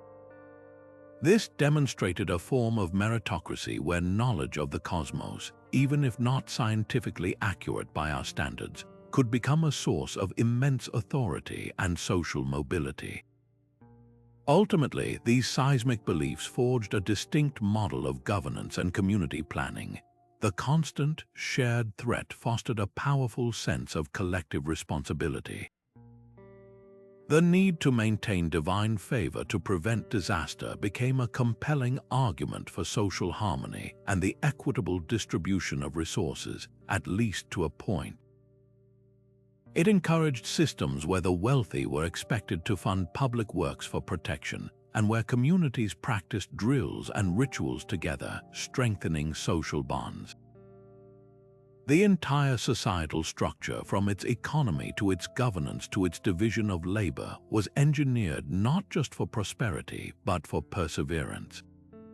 It was a civilization built on a fault line, both geological and spiritual, and its greatest innovation was learning to build a society that could not only withstand the shaking, but find its purpose within it. Nowhere is the profound link between a people and the land they inhabit more vividly illustrated than in the way our ancestors responded to the Earth's tremors. It wasn't simply a matter of belief shaping their worldview. The very ground beneath their feet, with its unique personality of shakes and rumbles, actively sculpted their mythology, their rituals, and their very survival strategies. This concept, often called environmental determinism, suggests that our physical surroundings play a decisive role in shaping human society and culture. And when it comes to earthquakes, this relationship is laid bare with stunning clarity. A culture's entire spiritual and practical response to seismic danger was, in many ways, a direct reflection of the intensity and frequency of the shaking they experienced. Consider the stark contrast between a society living on the geologically stable bedrock of ancient Scandinavia and one built atop the volatile fault lines of the Andes. For the Norse, major earthquakes were a rare and distant rumor. Their mythology, while rich with world-ending events like Ragnarök, attributes the occasional tremor to the struggles of the trickster god Loki, who was bound underground with a serpent dripping venom onto his face. His convulsions of pain were said to shake the earth. This is a fascinating story, but it lacks the intricate detail, the pervasive cultural weight, and the urgent, practical response mechanisms found in regions where the threat was constant and immediate. The story exists, but it doesn't dominate the cultural landscape because the geological reality didn't demand that it should. Now, journey to the Andes Mountains of Peru, one of the most seismically active regions on the planet. Here, the Inca civilization didn't have the luxury of treating earthquakes as a curious footnote in their mythology. The ground spoke to them frequently and often with devastating force. In response, they developed an incredibly sophisticated and deeply integrated system of belief and engineering. Their reverence for Pachamama, the Earth Mother, was not an abstract concept, it was a daily, practical reality. They understood they were living on the body of a conscious being, and her movements demanded respect. This wasn't just spirituality, it was a survival strategy encoded into their cultural DNA. It directly inspired their breathtaking architectural innovation, the perfectly fitted, interlocking stonework that allowed their temples and fortresses to dance with the tremors rather than resist them. The frequency of the shaking demanded a response that was both technologically brilliant and spiritually profound. They couldn't afford a simple myth. They needed a comprehensive survival manual woven from faith and stone. This pattern of intense cultural adaptation is repeated in Japan, another nation locked in a constant, intimate dance with tectonic forces. The sheer frequency of tremors, from the slight shudders to the catastrophic quakes, forced the Japanese to develop an incredibly elaborate and nuanced relationship with this natural force. The legend of the giant catfish Namazu, restrained by the god Kashima, is far more than a folktale. It spawned an entire genre of art, the Namazu-e woodblock prints, which served as social commentary, psychological catharsis, and even political satire after major disasters.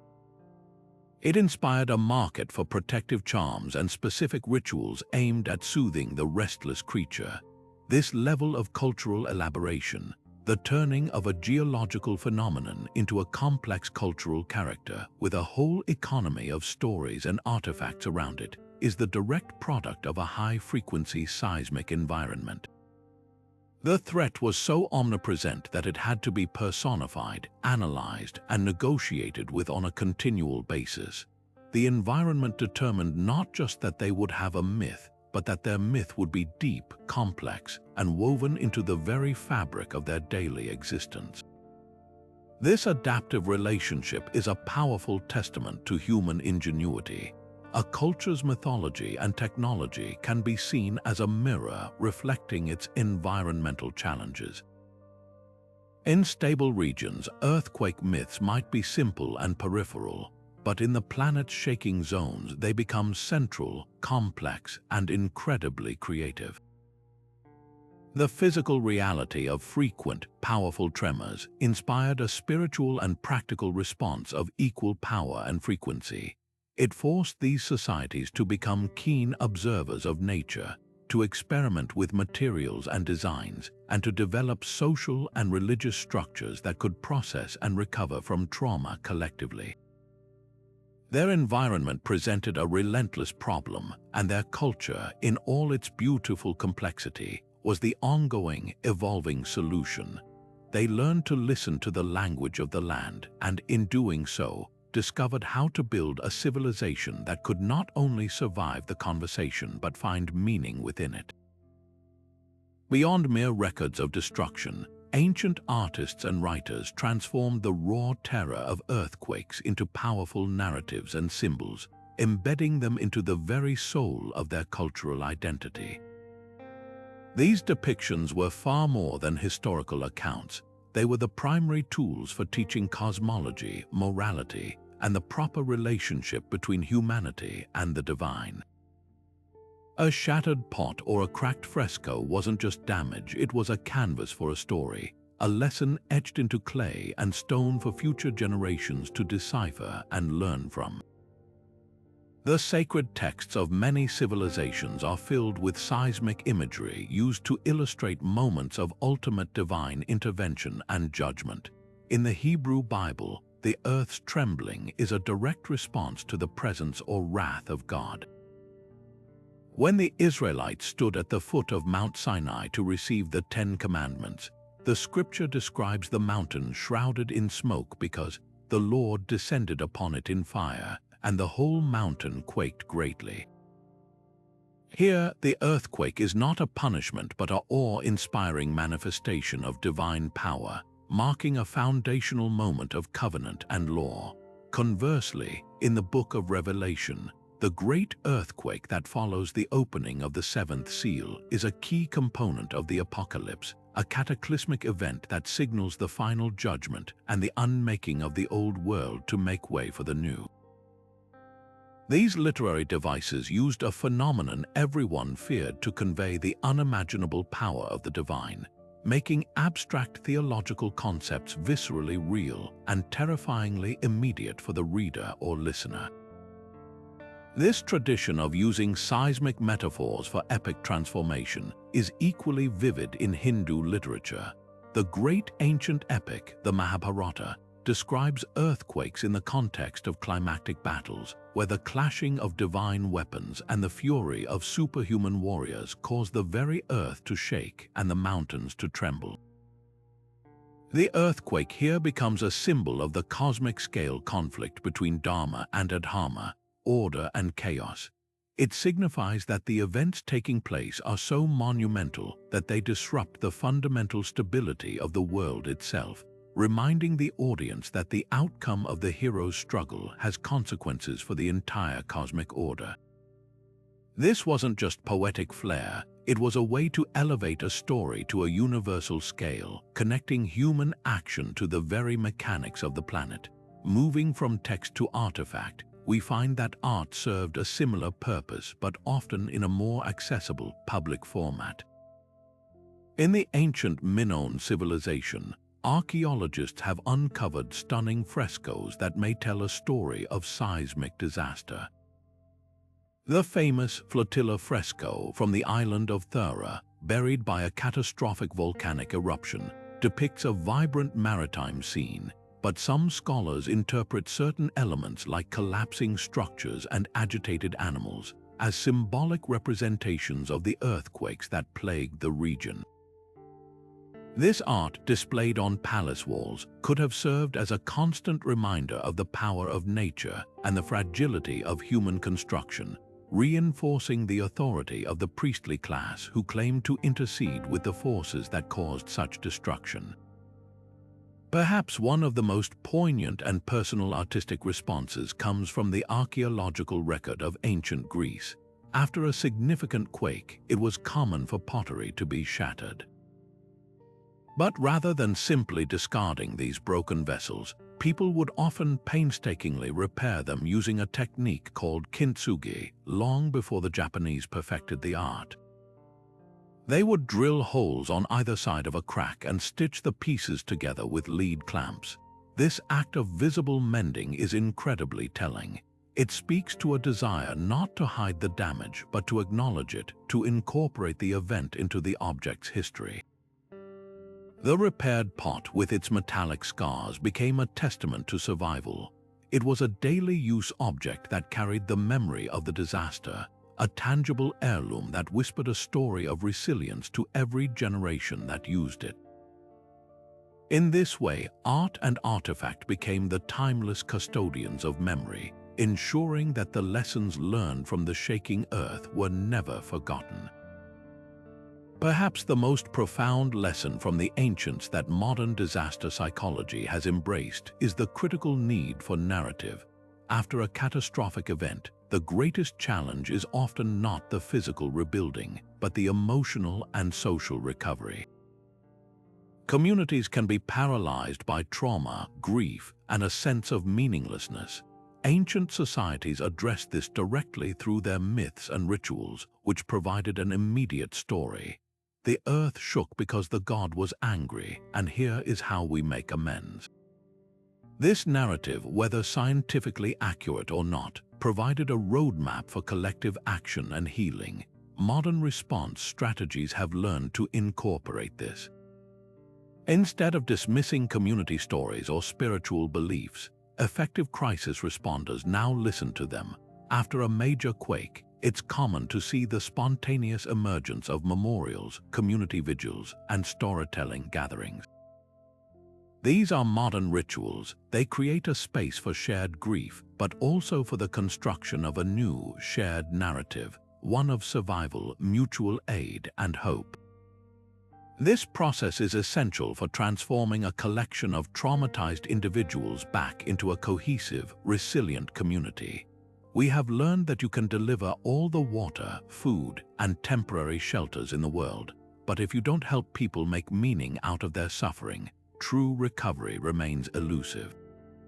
The ancient priests and seers were the first trauma counselors, and their fundamental understanding that humans need a story to heal is now a cornerstone of modern humanitarian aid.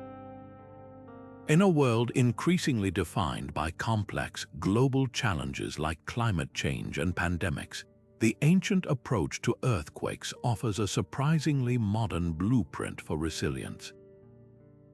Their strategy was never a single solution, but a holistic tapestry woven from three essential threads: the power of shared narrative, the strength of community action, and the wisdom of adaptable design. Where we might see a stark choice between science and spirit, they saw a necessary partnership.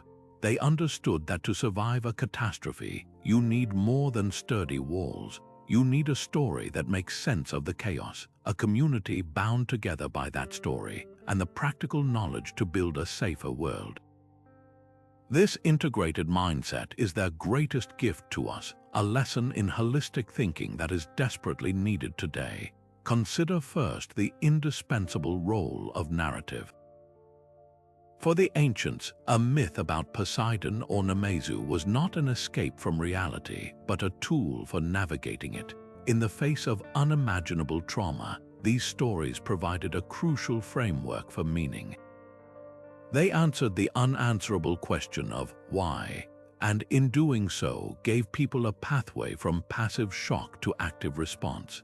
This psychological utility is something modern disaster management is only now fully appreciating. After a catastrophic event, communities are often left with what experts call collective trauma, a shattering of their shared sense of safety and identity. The scientific data on ground acceleration and Richter scale magnitudes, while vital for engineers, does nothing to mend this psychological rupture. What heals is the story a community tells itself about its own survival and recovery.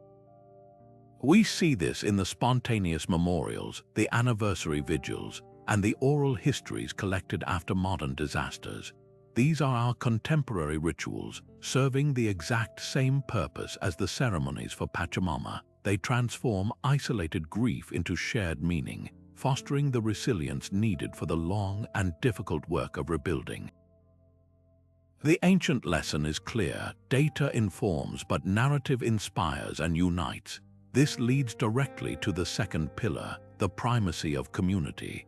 The rituals of the ancient world were never solitary acts. They were collective endeavors that reinforced social bonds and distributed the burden of recovery.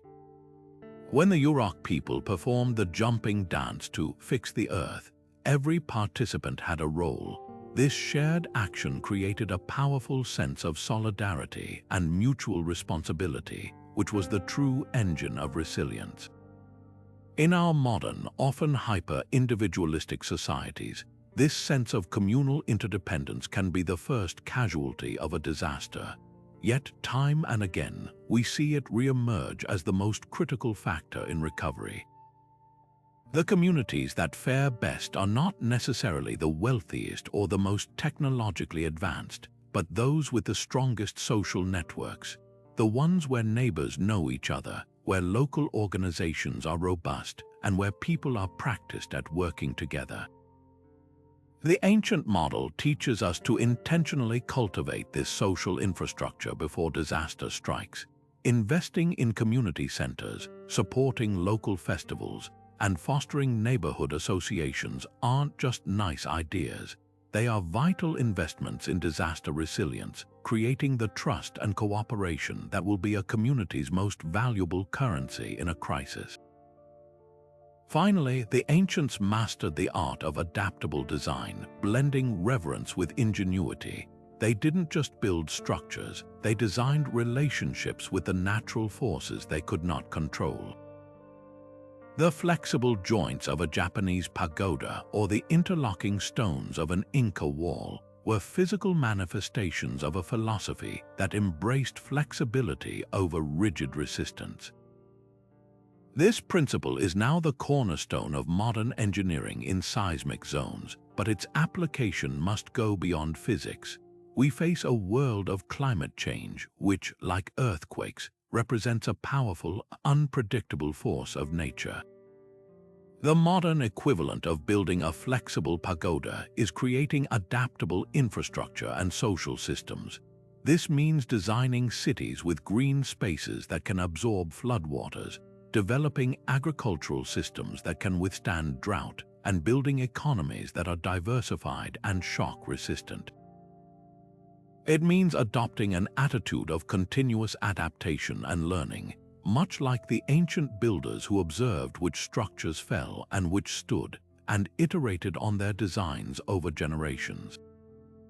Their legacy urges us to stop seeing ourselves as conquerors of nature and to start seeing ourselves as participants within it, using our scientific knowledge not to dominate but to harmonize, creating a civilization that is as resilient in spirit as it is in structure. Despite the incredible insights we've gained, the ancient relationship with earthquakes is still shrouded in compelling mysteries that keep archaeologists, historians, and seismologists awake at night. One of the most tantalizing gaps in our knowledge involves the actual performance of rituals. We have inscriptions and artifacts that tell us about ceremonies for Poseidon or Pachamama, but we have very little idea what those ceremonies looked and sounded like in the moment of crisis.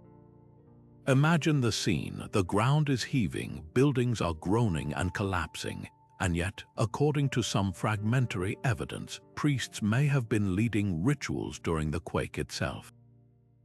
What incantations did they chant to calm the earth? What specific movements or dances did they perform? Were these acts of defiance, desperate pleas, or something more like a sacred conversation with the trembling planet? Without a written play-by-play, we are left to piece together these moments from indirect clues, like the orientation of altars in ruined temples or the wear patterns on ritual objects, trying to hear the echoes of songs sung into the roaring wind. Another profound puzzle that crosses cultural boundaries is the startling recurrence of similar symbols. The serpent or dragon figure, for instance, appears in various forms as a cause of earthquakes across the globe. In Japanese legend, it's the giant catfish Namazu, a creature that shares symbolic traits with serpents. In Hindu cosmology, the earth is supported by the multi-headed serpent King Shesha, whose movements cause tremors. Even in Norse mythology, the bound serpent Jormungandr is associated with world-shaking events. What explains this parallel? Is it a case of shared human psychology, where the limbless, slithering form of a snake naturally embodies the unpredictable, sliding motion of the earth? Or does it point to a much older, perhaps even prehistoric, myth that spread with early human migrations, adapting to local environments but retaining its core symbolic meaning? Untangling this web of connected myths is like a detective story spanning millennia, and each new discovery adds another piece to the puzzle. The greatest hope for answering these questions lies in the powerful partnership of modern interdisciplinary science. Archaeoseismology, a field that combines geology and archaeology, allows us to read the physical evidence of past quakes with new precision. By analyzing soil liquefaction patterns under ancient foundations, studying the precise direction in which columns toppled, and using ground-penetrating radar to find hidden fault lines beneath ruins, we can reconstruct the intensity and epicenter of long-forgotten seismic events. This hard data can then be compared with the cultural record. For instance, if we can prove a massive quake struck a Mayan city on a specific date, we can then re-examine the glyphs from that era to see how the event was described and interpreted by the people who lived through it. This fusion of hard science and cultural study allows us to move beyond speculation and closer to genuine understanding, verifying which myths were inspired by actual geological events and which were purely cosmological. Perhaps the most humbling and exciting realization is that this is a conversation that is still unfolding. Every time a new excavation begins or a new technology is applied to an old artifact, we have the potential to hear the ancient world speak a little more clearly. The quest to understand how our ancestors interpreted the Earth's power is far from a closed book. It is a living, breathing investigation that continues to challenge our assumptions and deepen our appreciation for human ingenuity. It reminds us that the drive to find meaning in the face of overwhelming force is a timeless part of the human experience, and that the mysteries of the past still have much to teach us about resilience, adaptation, and our own place in the natural world. From viewing earthquakes as divine rituals to designing entire societies around their immense and unpredictable force, ancient cultures offer us more than just historical curiosity. They provide a profound mirror reflecting the depths of human ingenuity and spirituality. Their greatest achievement was not merely surviving these terrifying events, but transforming them. They took raw, paralyzing fear and alchemized it into meaningful narrative. They witnessed total destruction and chose to see in it an opportunity for renewal and rebirth. They faced the isolating terror of the ground giving way and responded by forging stronger, more interconnected communities. In every tremor, they found a lesson. In every aftershock, a chance to rebuild not just stronger, but wiser. As we navigate our own era of escalating environmental challenges, from the rising fury of hurricanes to the relentless spread of wildfires, these historical perspectives feel more relevant than ever. They remind us that the most critical tools for resilience are not just technological, but deeply human. We are, at our core, storytelling creatures. The ancient Greeks had Poseidon, the Japanese had Namazu narratives that provided a framework for understanding and action. Today, we have our own stories, our own science, and our own values. The lesson is not to adopt their specific myths, but to embrace their commitment to creating shared meaning. It's about building a collective narrative around climate change that motivates action, fosters adaptation, and most importantly, reinforces our sense of global community. Their legacy is a testament to the power of facing the uncontrollable not with despair, but with creativity, cooperation, and an unshakable belief in our ability to adapt together. Thank you for joining this exploration into how our ancestors listened to the language of the earth. If these stories of resilience and meaning resonated with you, consider subscribing for more deep dives into history's greatest mysteries. We'd love to hear your thoughts. Which ancient interpretation surprised you the most, or what parallels do you see with modern challenges? Share your reflections in the comments below, and let's continue the conversation. Until next time, keep looking back to discover the way forward.